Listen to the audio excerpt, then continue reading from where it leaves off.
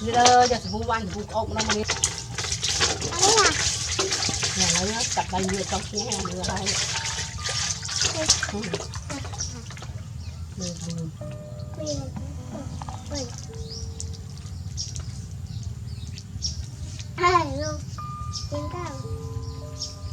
tục đập ngang đang lừa chứ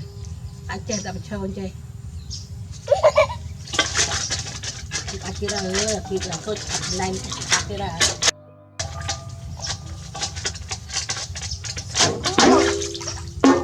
lo kho ai mình chơi hay gặp cái này Cậu gì cậu gì ôi anh mình lên kia này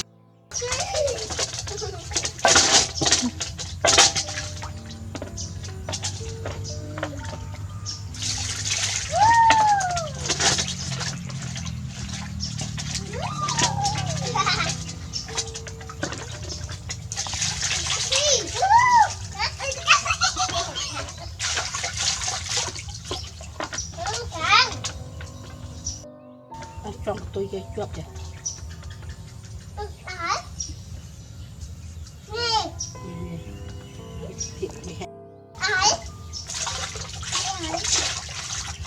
tay quạt ấy em chặt cây ấy